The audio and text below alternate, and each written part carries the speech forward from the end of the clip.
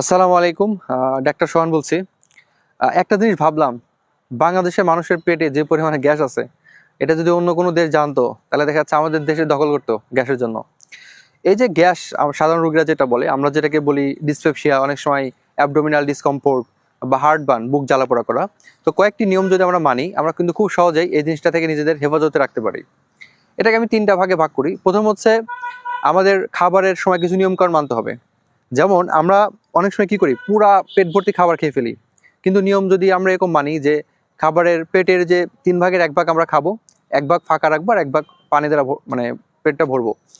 তো এই যে খাবার যে আমরা একদম পুরা পেট ভরে খাই, সাথে সাথে আবার অনেক খানে 2-3 গ্লাস পানি খাই, তো তখন দেখা যাচ্ছে আমাদের কিন্তু পেট সমস্যা হয়। তো এক্ষেত্রে আমরা কি করতে পারি, আমরা খুব অল্প পরিমাণে খাবার খেতে পারি।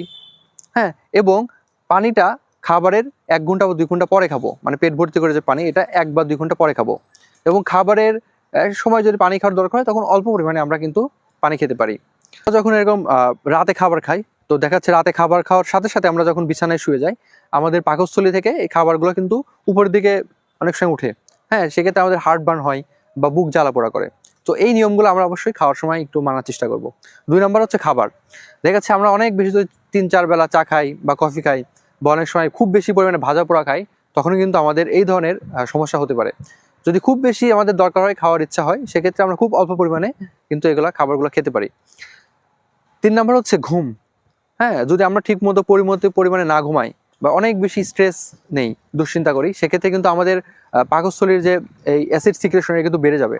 হ্যাঁ, সেক্ষেত্রে কিন্তু আমাদের কি হবে, সেক্ষেত্রে কিন্তু আমাদের এই যে একটা মেটাবলিজম, সেটা ঠিক মতো হবে না।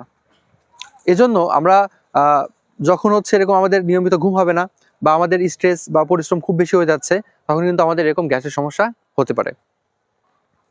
সো এই যে সমস্যাগুলো হলো, এই সমস্যাগুলোর জন্য আমাদের সলিউশন কি? এক্ষেত্রে আমাদের সলিউশন হচ্ছে অ্যান্টাসিড, তরল অ্যান্টাসিড, বা হচ্ছে অনেক সময় ট্যাবলেট পাওয়া যায় অ্যান্টাসিড, সেটাকে খাওয়া। কারণ আমাদের হয়েছে গ্যাস, অ্যাসিড, এই অ্যাসিডিটাকে নিউট্রাল করার জন্য দরকার ক্ষারীয় একটা জিনিস, সেটা হচ্ছে কি, অ্যান্টাসিড।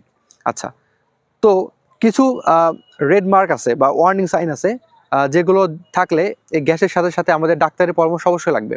1 নাম্বার, কেউ যদি 1 বছরের বেশি ধরে গ্যাসের বড়ি খায়। 2 নাম্বার হচ্ছে, কারো যদি পেটে কোনো দলা থাকে, বা হচ্ছে দেখা যাচ্ছে অনেক দিন ধরে সে দুর্বল দুর্বল অনুভব করছে নিজেকে। হ্যাঁ, এছাড়া তার পায়খানা রাস্তায় রক্ত যাচ্ছে বা রক্ত বমি হচ্ছে, সেক্ষেত্রে কিন্তু আমাদের এটা অবশ্যই একজন ডাক্তারকে দেখানো উচিত।